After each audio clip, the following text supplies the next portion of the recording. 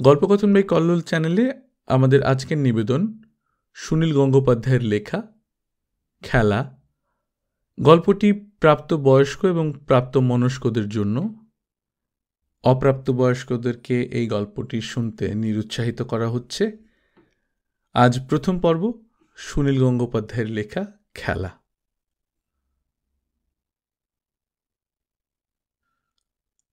চারতলার ওপরে গোল বারান্দাটায় রেলিংয়ে ঝুঁকে দাঁড়িয়ে পরিতোষ দেখলেন গেটের সামনে এসে থামল একটা ট্যাক্সি। প্রথমে নামল কাজরি, একটা হলুদ রঙের সিল্কের শাড়ি পরা। বাহ, চেহারাটা এখনো বেশ সুন্দরী আছে মনে হচ্ছে। কাজরির স্বাস্থ্যটা বরাবরই ভালো। এতগুলো বছরের মধ্যে তার কখনো বড় রকম অসুখের কথা শোনা যায়নি। বাঙালিদের মধ্যে এত লম্বা ও সুসমঞ্জস্য গড়নের মেয়ে খুব কমই দেখা যায়। কত বড় একটা সুটকেস টেনে তুলছে কাজরি। ওর সঙ্গের পুরুষটি কই? হ্যাঁ, এবার সে বেরুলো। সঙ্গে অনেক মালপত্র এনেছে। ট্যাক্সি থেকে একটার পর একটা বেরুচ্ছে তো বেরুচ্ছেই। পরিতোষ নিজের গালে হাত বুলোলেন। 4 দিন দাড়ি কামানো হয়নি, বেশ খোঁচা খোঁচা হয়েছে। এখন শুধু পাকা দাড়ি ওঠে। গায়ে 102-এর মতো জ্বর, মুখ ভরা বিস্বাদ। কাজরির জন্য স্টেশনে যাওয়ার ইচ্ছে ছিল পরিতোষের, কিন্তু কদিন ধরেই খুব জ্বর। কাজরি একবার ওপর দিকে মুখ তুলতেই পরিতোষ হাত নাড়লেন। চেঁচিয়ে বললেন, 4 তলায় উঠে এসো। মালপত্র ওদেরই তুলতে হবে। পরিতোষের চাকর বাকর নেই। তিনি নিজে অসুস্থ শরীরে ওদের সাহায্য করতে পারবেন না। তাছাড়া ভারী জিনিস কখনো তোলেন না পরিতোষ। তিনি একটা বেতের চেয়ারে বসে পড়ে সিগারেট ধরালেন।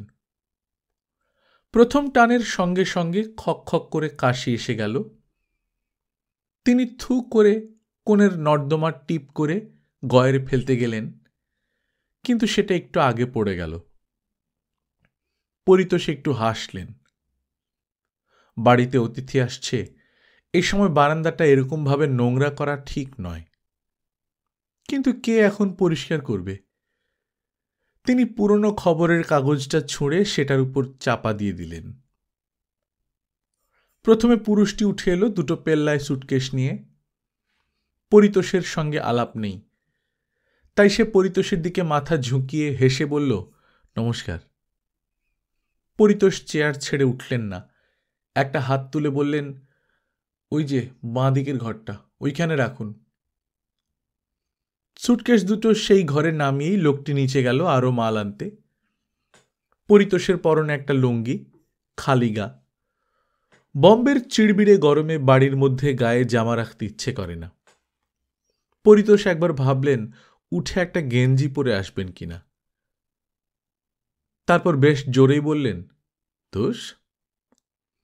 তিনি বুকের রোম চুলকোতে চুলকোতে ইমন কল্যাণের সুর ভাঁজতে লাগলেন।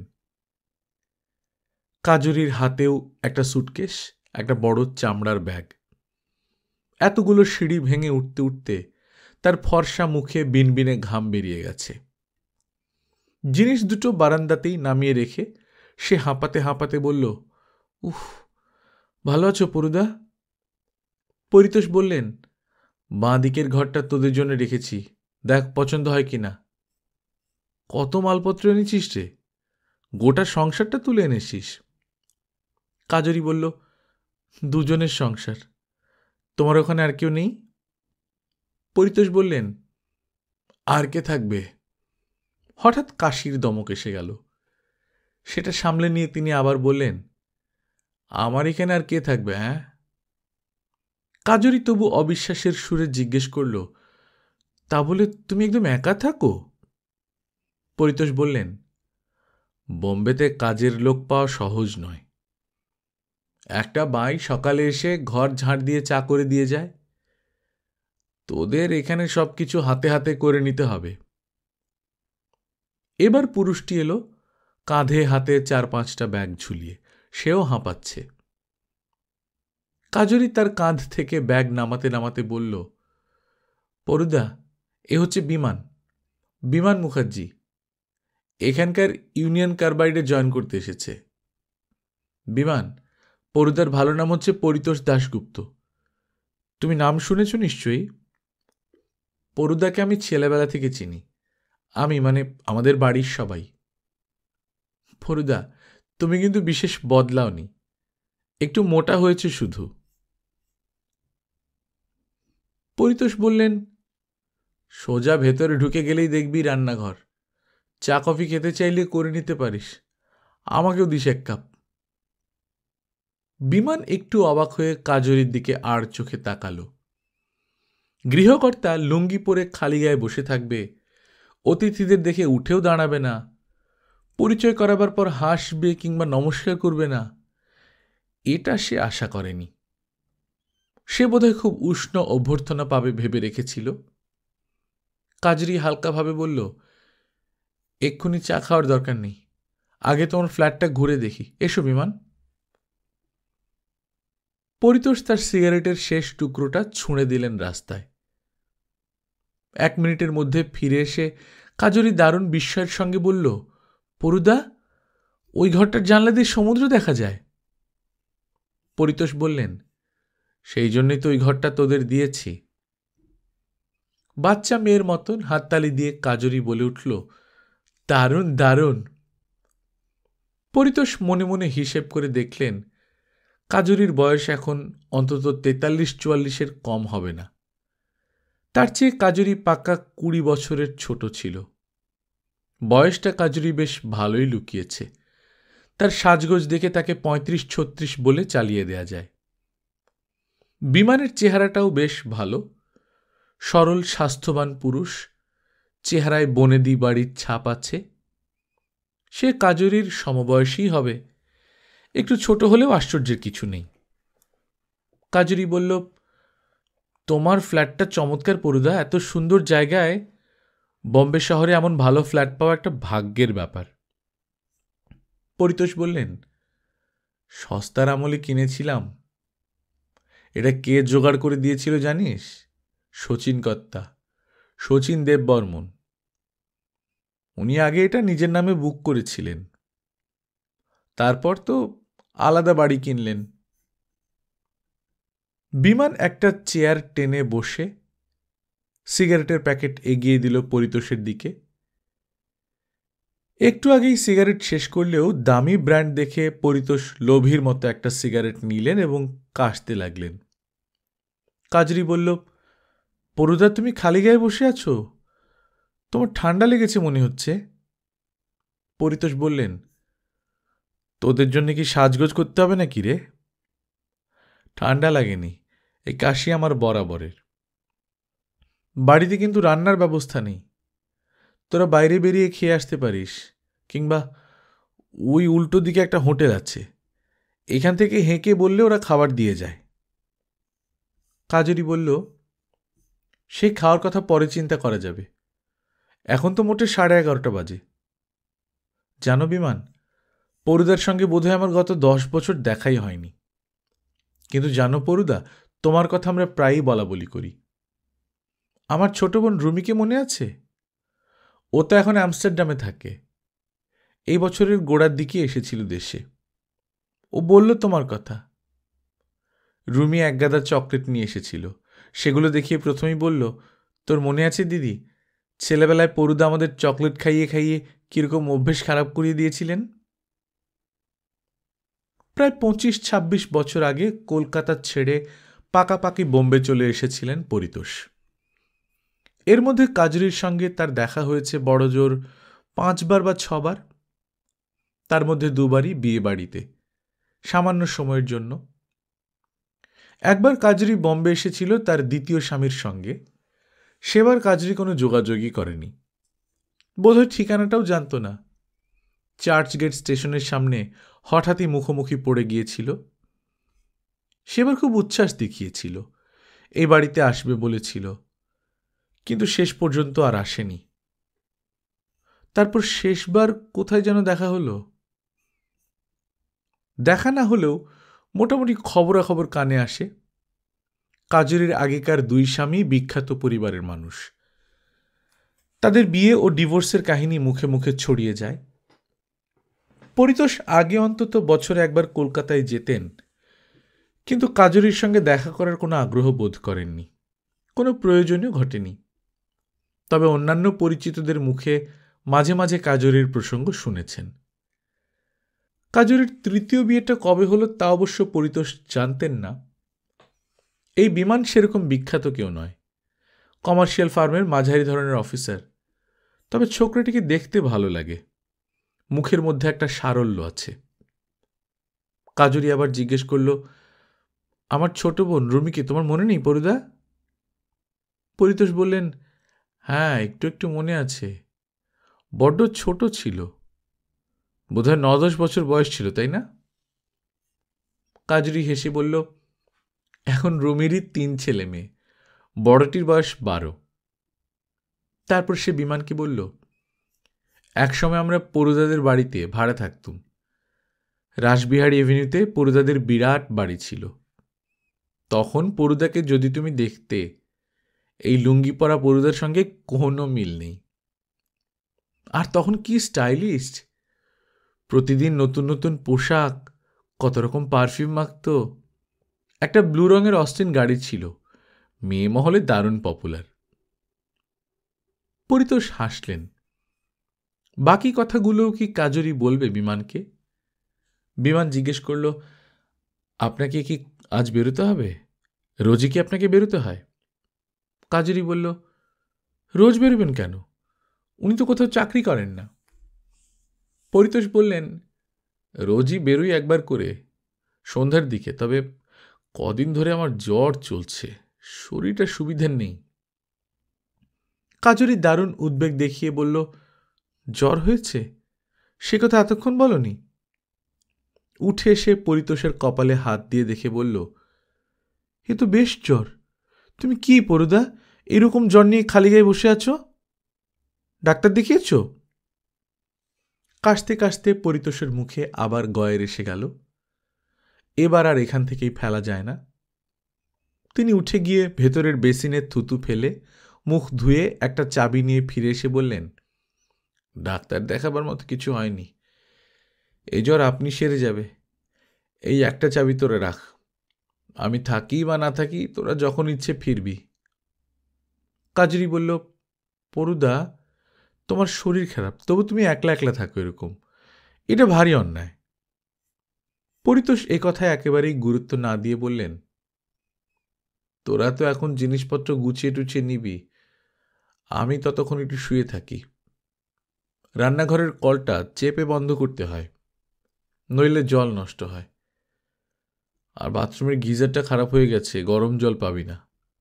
অবশ্য গরম জল এখানে লাগিয়ে না। শরীরের ব্যাপার নিয়ে আদিক্ষেতা একদম পছন্দ করেন না পরিতোষ। আরেকটা সিগারেট ধরিয়ে তিনি নিজের ঘরে গিয়ে বিছানায় বালিশে মাথা দিলেন। পাশেই উল্টানো একটা বেশ মোটা ইংরেজি ডিটেকটিভ উপন্যাস। তিনি আজকাল এইসব বইই পছন্দ করেন। বইটা বুকে তুলে নিলেন। কাজরি এসেছে বলেই যে এখন তার সব পুরনো কথা মনে পড়ে যাবে তারও কোনো মানে নেই। স্মৃতিচর্বণের অভ্যেস নেই পরিতোষের। এই ঘরের একটা দেয়াল ঘড়ি বন্ধ হয়ে আছে আজ প্রায় 2 বছর। ব্যাটারি বদলাতে হবে, সে কথাও পরিতোষের মনে থাকে না। কে যেন ঘড়িটা উপহার দিয়েছিল। বালিশটা ফুটো হয়ে গিয়ে তুলো বেরুচ্ছে। একবার বেরিয়েছে, এই বালিশটা ফেলে দিয়ে একটা নতুন কিনতে হবে।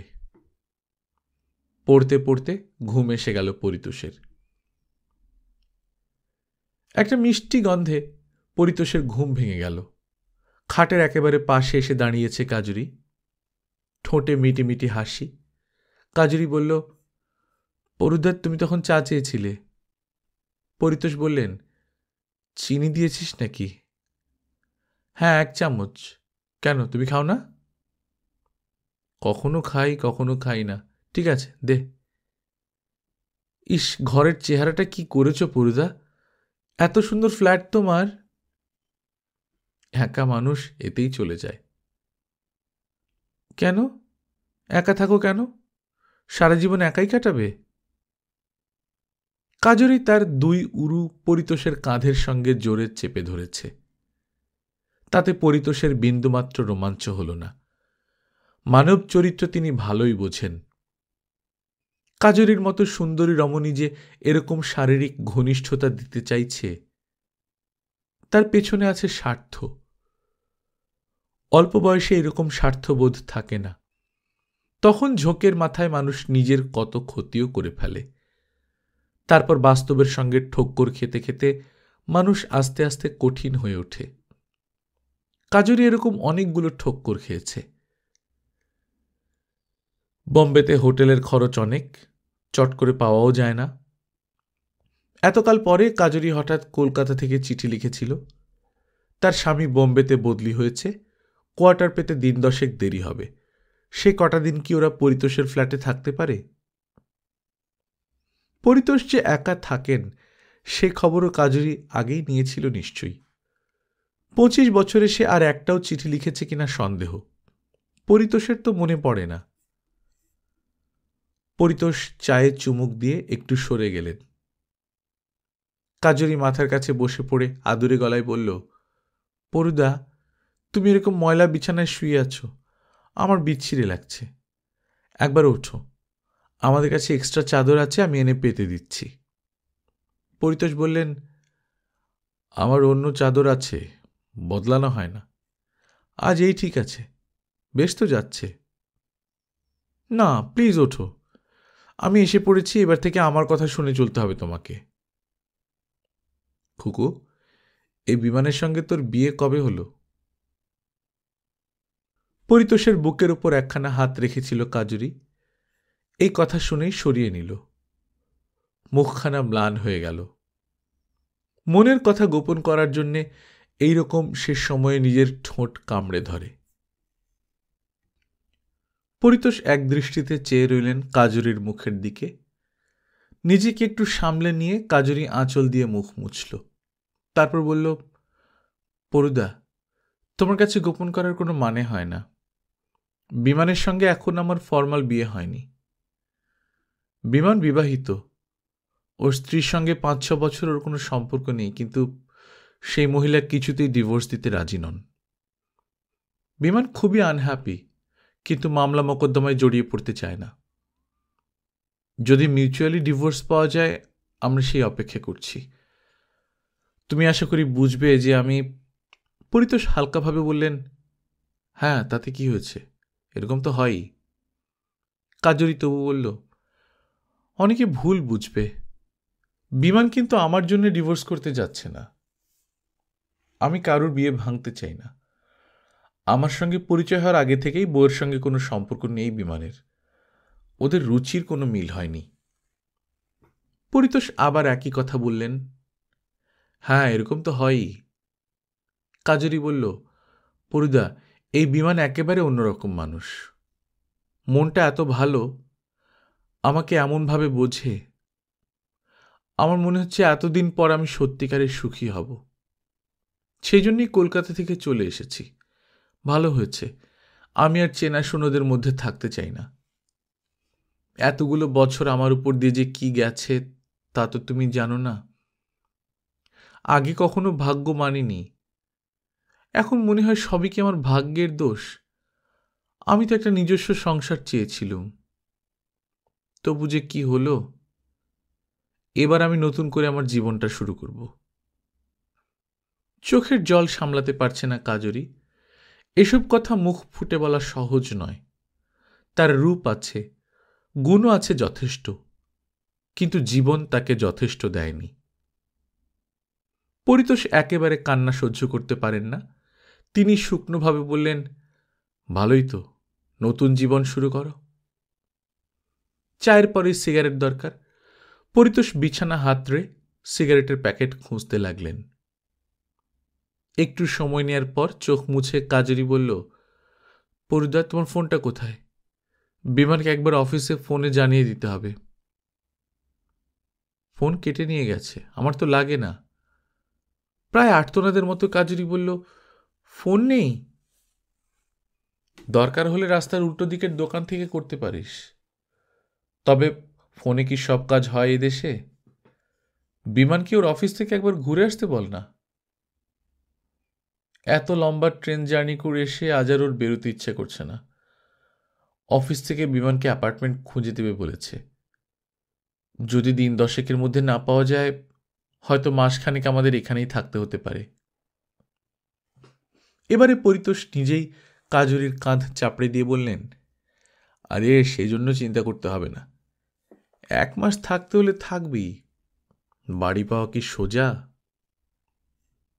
কাজরি ঝুঁকে এসে পরিতোষের খোঁচা খোঁচা দাড়িওয়ালা গালে নিজের ফর্সা কোমল ক্রিম মাখা গালটা চেপে ধরে বলল, তুমি ঠিক আগের মতোই আছো পরুদা।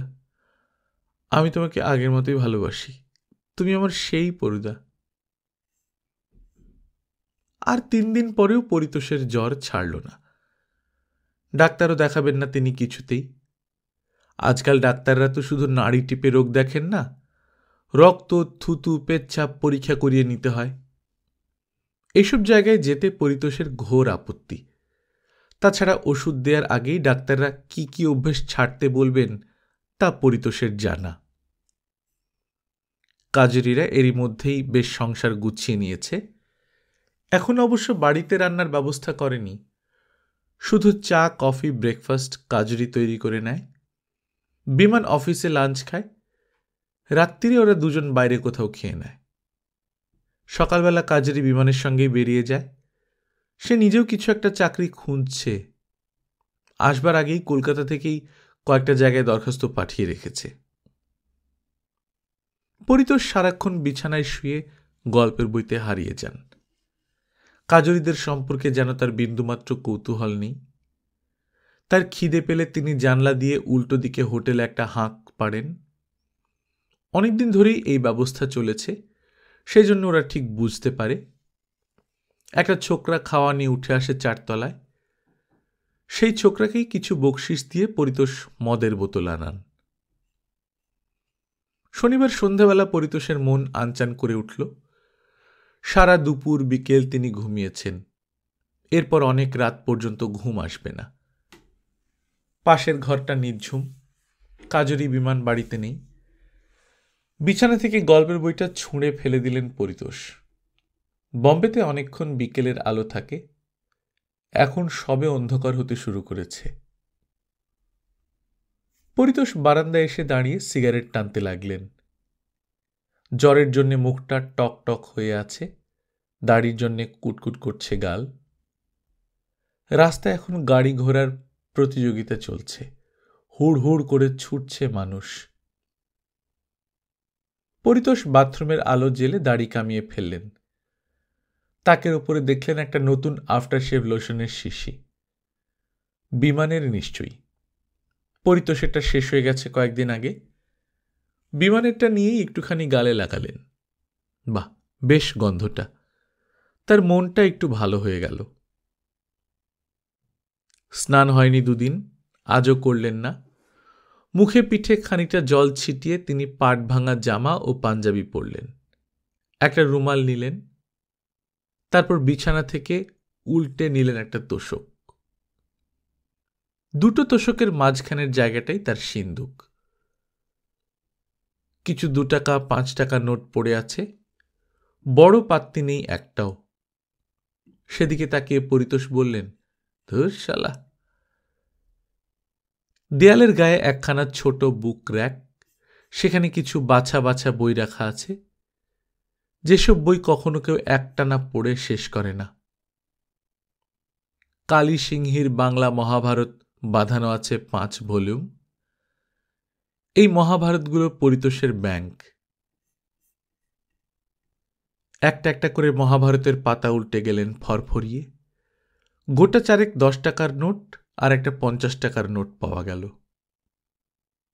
পরিতোষ ঠোঁট উল্টে নিজেকে ভ্যাংচালেন। সব কটা নোটই মুঠো করে পকেটে ভরে নিয়ে তিনি বেরিয়ে পড়লেন ফ্ল্যাট থেকে। তার নিজের ঘরের দরজা খোলাই রইল, সদর দরজা টেনে দিলেই তালা লেগে যায়। সিঁড়ি দিয়ে নামতে নামতে তিনি টের পেলেন জ্বরের জন্যে তার পা টলটল করছে, মাথাটা হালকা লাগছে। সে দুর্বলতা অগ্রাহ্য করে তিনি সুর ভাঁজতে লাগলেন পুরবীর। রাস্তায় নেমে তিনি শৌখিন বাবুদের মতো ফিটন ডাকার ভঙ্গিতে হাঁক দিলেন, ট্যাক্সি। বিমান আর কাজুরি ফিরে এলো রাত্রির 10:30টায়। আজ তারা বিমানের অফিসের এক কলিগের সঙ্গে একটা চীনে হোটেলে খেতে গিয়েছিল। গল্পে গল্পে বেশ রাত হয়ে গিয়েছিল। কাজুরি এক বাক্স ফ্রাইড প্রন নিয়ে এসেছে পরিতোষের জন্য। কিছু ফুলও সে এনেছে ঘর সাজাবার জন্যে। বম্বের রাস্তায় রাত্রিরের দিকে বেশ সস্তায় ফুল পাওয়া যায়। চাবি খুলে ওরা দেখল ফ্ল্যাটটা অন্ধকার। কাজুরি ডাকল, পরুদা। পরিতোষের ঘরে সে উঁকি দিল, বাথরুমের দরজা ঠেলে দেখল, তারপর আশঙ্কা ভরা চোখ মুখ নিয়ে জিজ্ঞেস করল, কোথায় গেল পরুদা? বিমান টাইয়ের গিঁট খুলতে খুলতে বলল, বেরিয়েছেন বোধহয় কোথাও। কাজুরি বলল, কদিন ধরে জ্বর ছাড়ছে না, শরীরটা বেশ দুর্বল, তাই নিয়ে এত রাত্রিরে বাইরে থাকবে। বিমান পোশাক পাল্টে বারান্দায় বেতের চেয়ারে এসে বসল। হাতের গেলাসে অনেকখানি জল মেশানো হুইস্কি। কাজুরি সাজ বদল করতে খানিকটা সময় লাগল। বাথরুমে ঘুরে মুখে ক্রিম টিম মেখে একটা লম্বা ঢিলে রাত পোশাক পরে সে বারান্দার রেলিংয়ে হেলান দিয়ে বলল, পরুদা এখনো ফিরল না। বিমান বলল, কোথায় গেছেন তা তো আমাকে বলে যাননি। তোমার এই পরুদাটি যেন কেমন কেমন, কথাবার্তার ধরনটা অদ্ভুত। কাজুরি বলল, বয়স হয়ে গেছে, খানিকটা সিনিক্যাল হয়ে পড়েছে। একসময় কিন্তু দারুণ আমোদে ছিল, সবসময় হাসি ঠাট্টা করত। তুমি বলেছিলে বেশ ফেমাস লোক।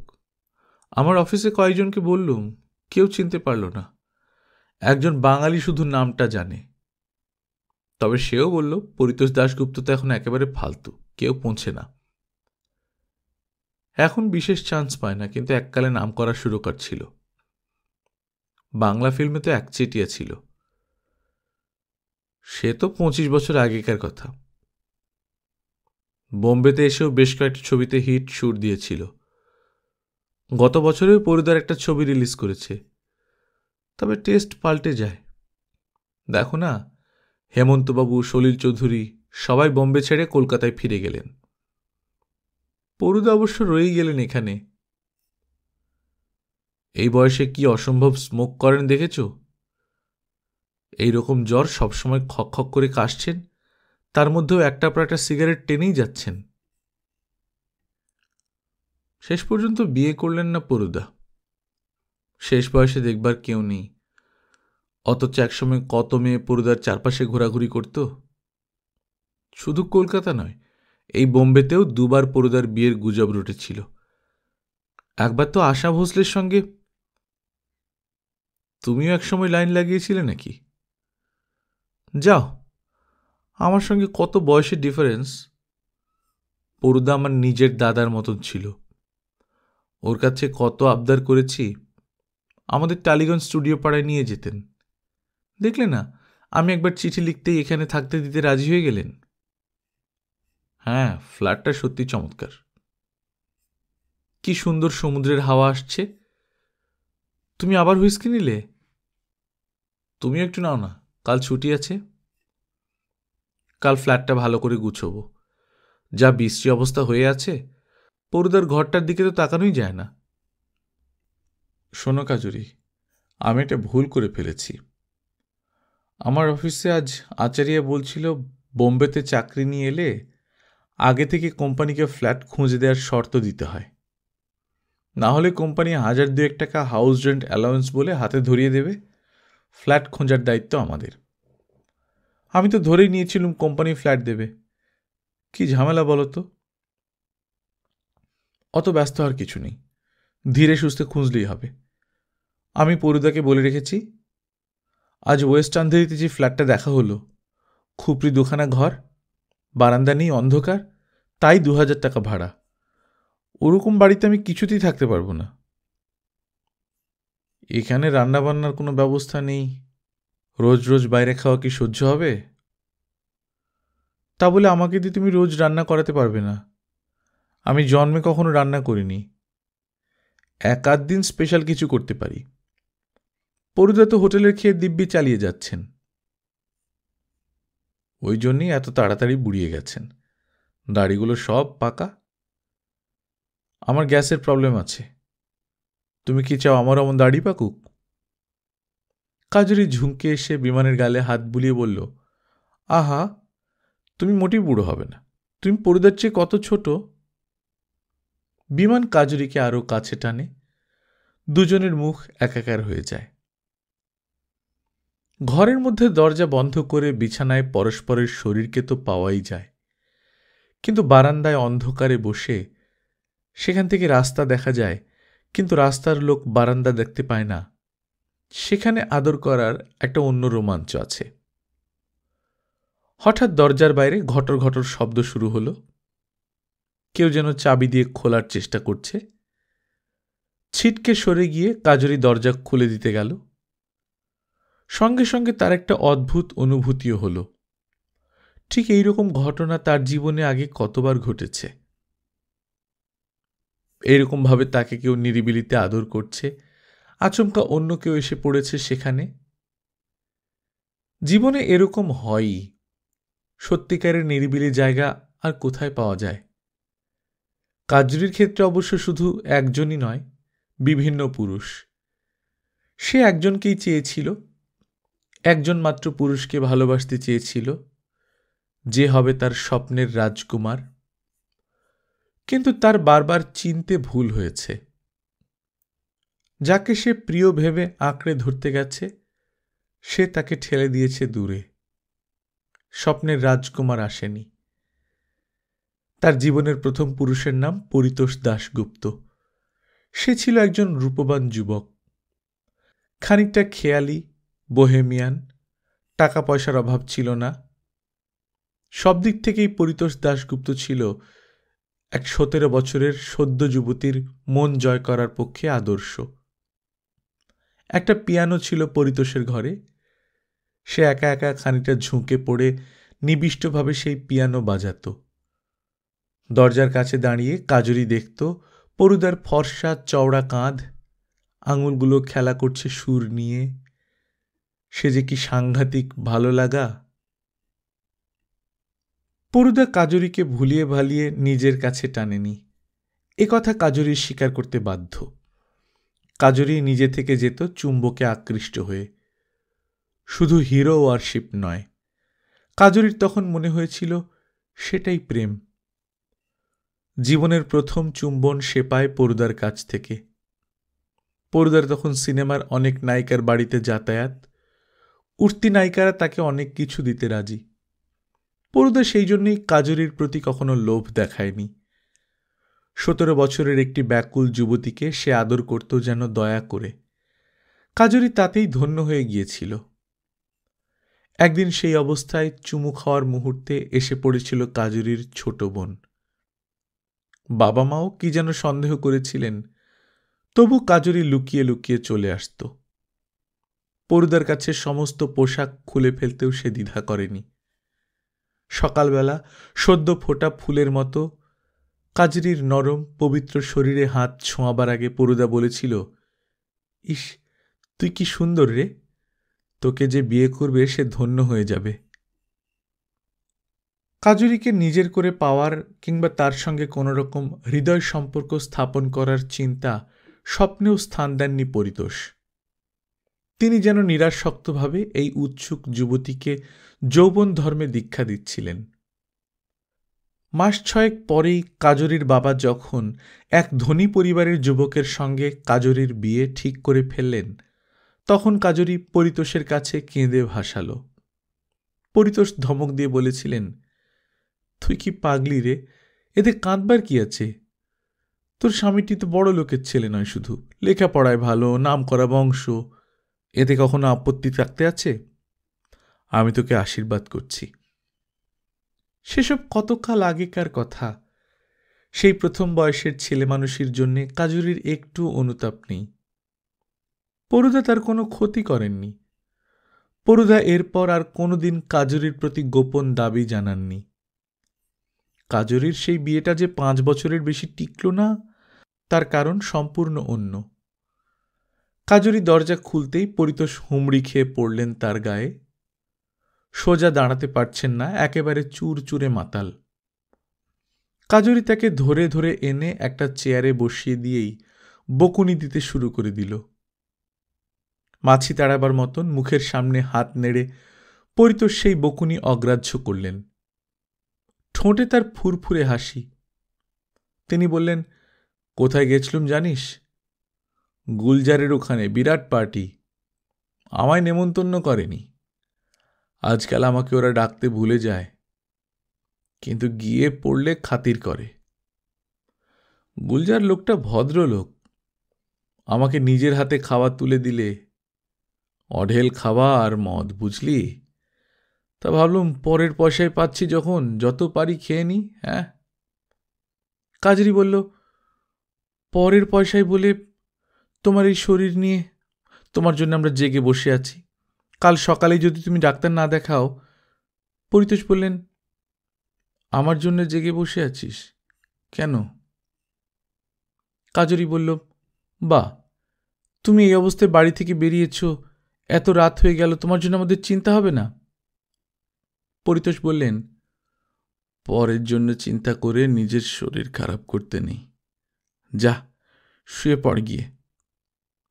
কাজরি বলল, পরুদা, তোমাকে আমরা মোটেই পর মনে করি না। পরিতোষ হো হো করে হেসে উঠলেন। তার বিমানের পাশে রাখা হুইস্কির বোতলটার দিকে চোখ পড়তেই তিনি যেন চমকে উঠে বললেন, আরে, তোমরাও ড্রিঙ্ক করো নাকি?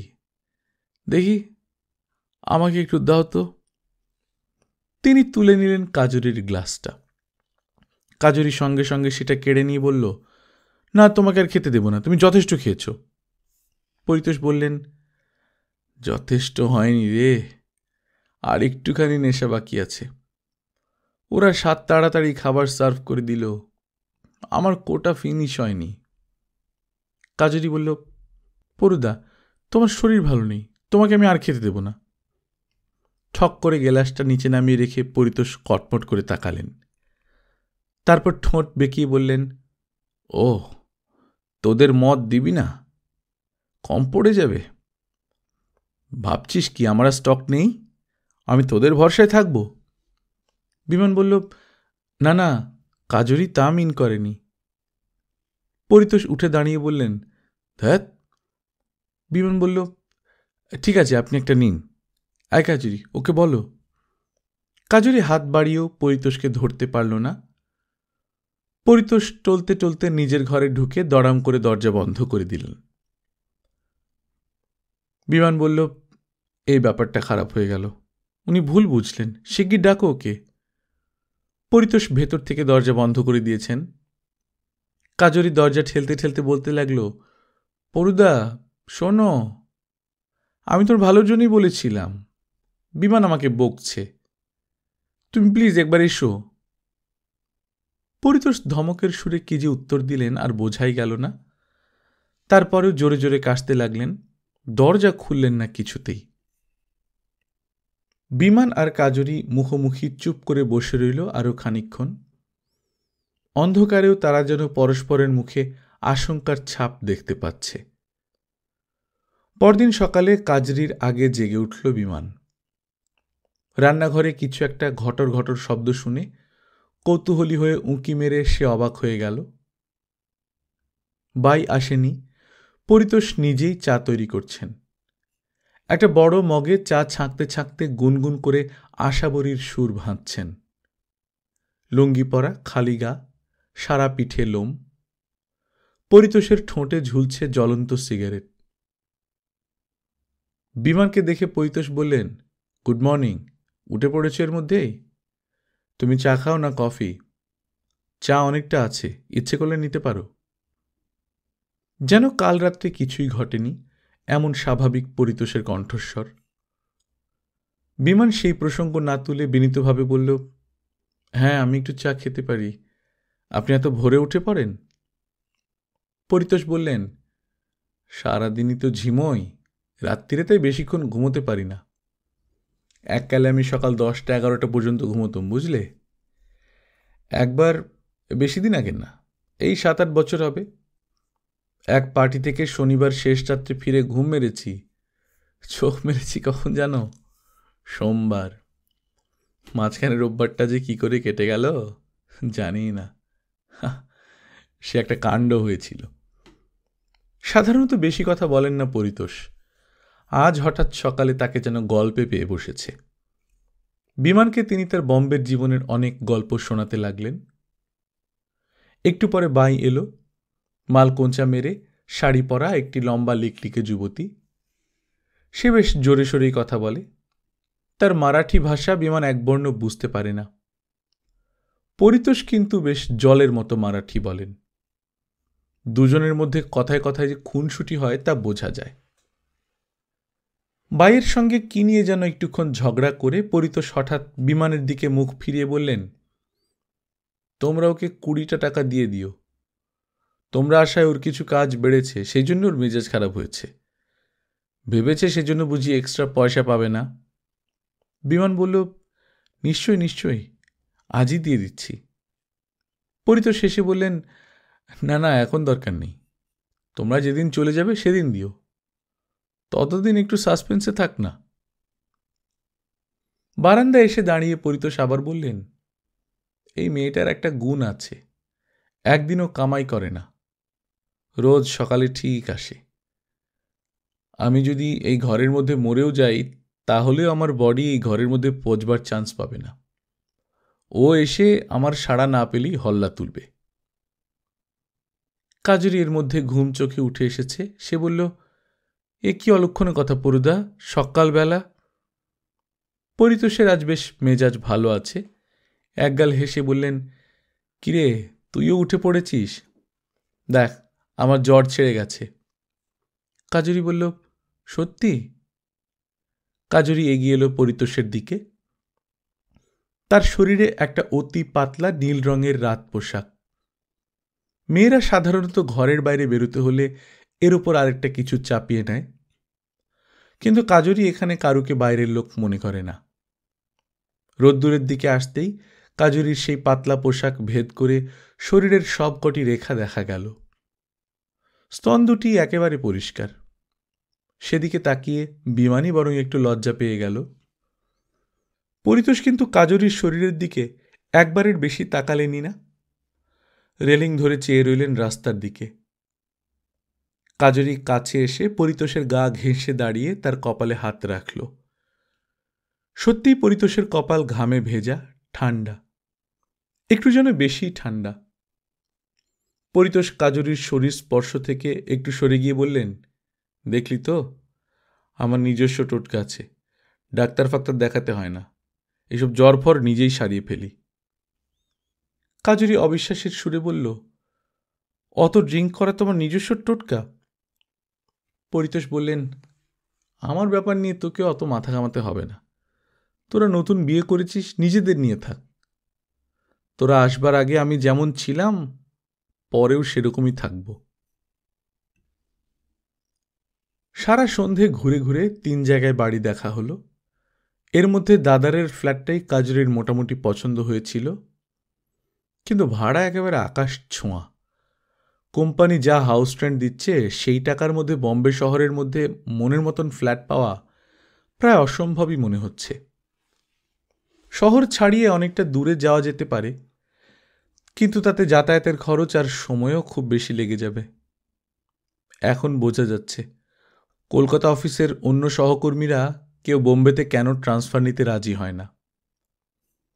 বিমান আর কাজুরি কলকাতা ছাড়তে চেয়েছিল নিজেদের গরজে।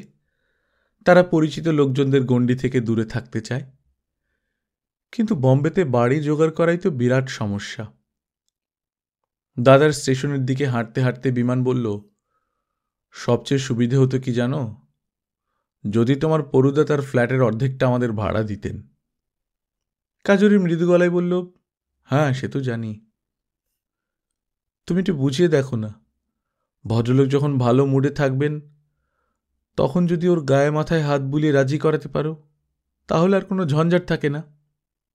কাজুরি বলল, তুমি কি ভাবছো সে চেষ্টা আমি করিনি? 1 মাস 17 দিন কেটে গেছে। ফ্ল্যাট পাওয়ার আশা সুদূর পরা হতো।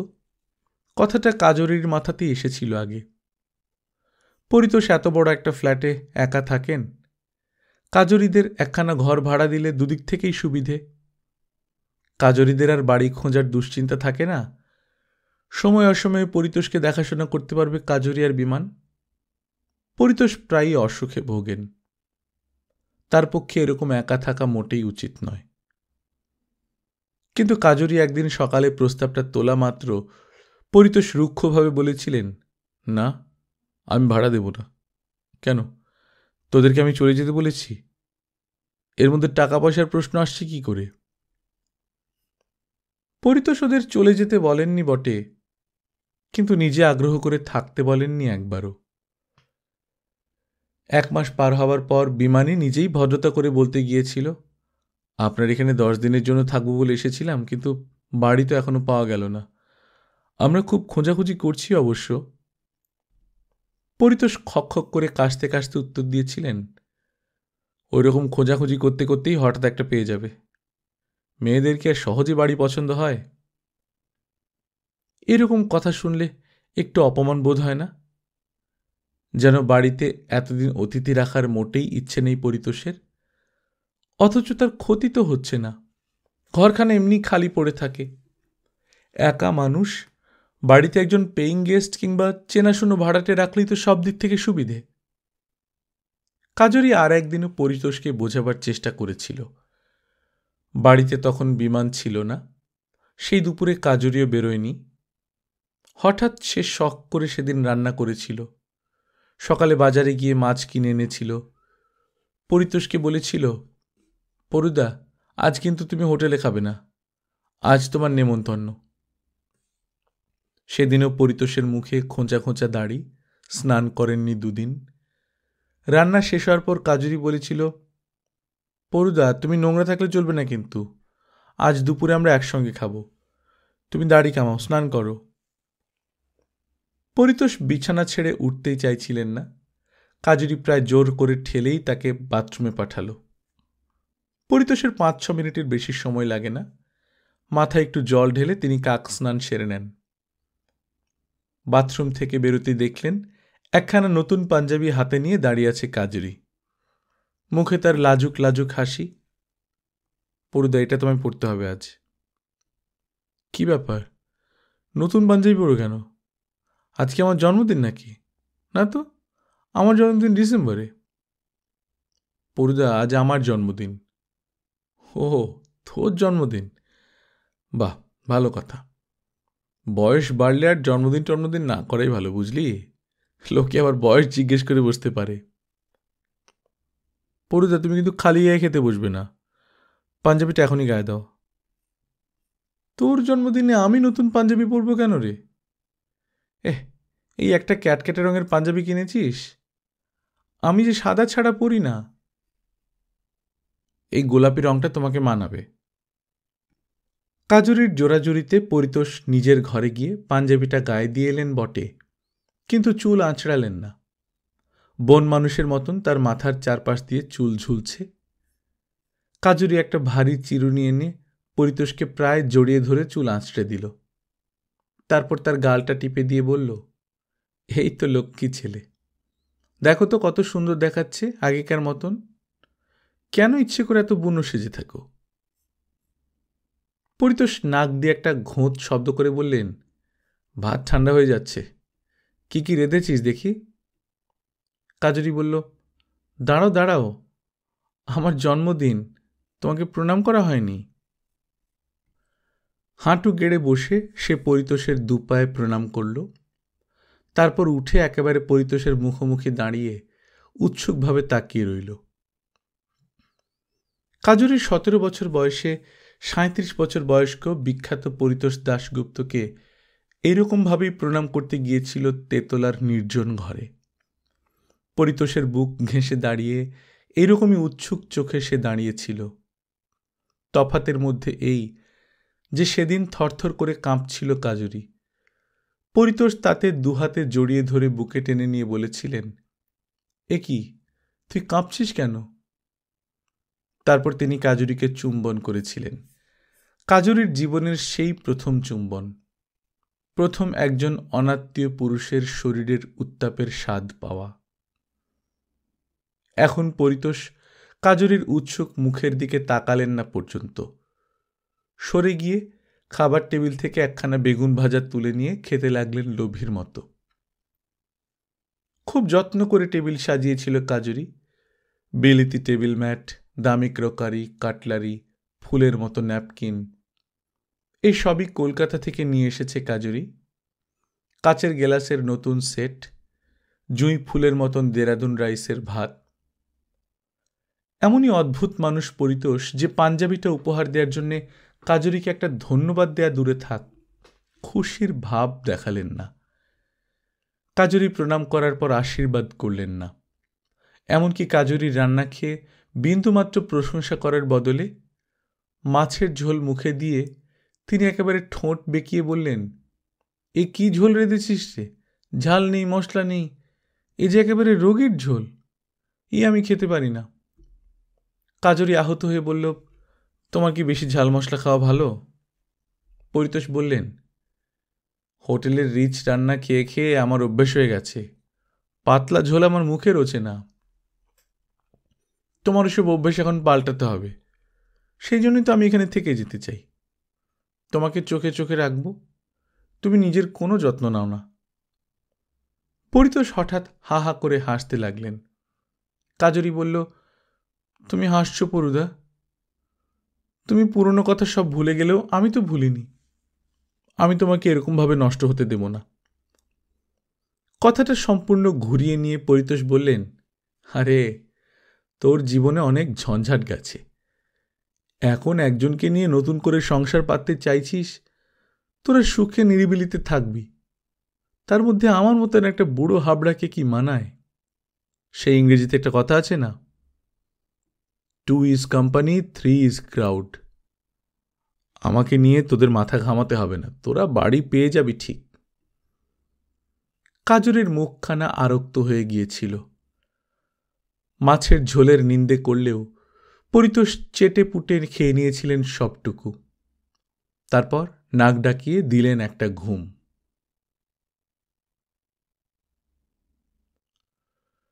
গল্পকথন বাই কল্লোল চ্যানেলে আপনারা শুনছিলেন সুনীল গঙ্গোপাধ্যায়ের লেখা খেলা। আজ প্রথম পর্ব আমরা নিয়মিত গল্প পাঠ করে শোনাচ্ছি। আপনারা যারা প্রথমবার মতো শুনছেন কাইন্ডলি সাবস্ক্রাইব করে নেবেন। গল্প পাঠ ভালো লাগলে বন্ধুদের সঙ্গে শেয়ার করবেন। নিজে ভালো থাকবেন, আশপাশের লোকজনকে ভালো রাখবেন। টাটা।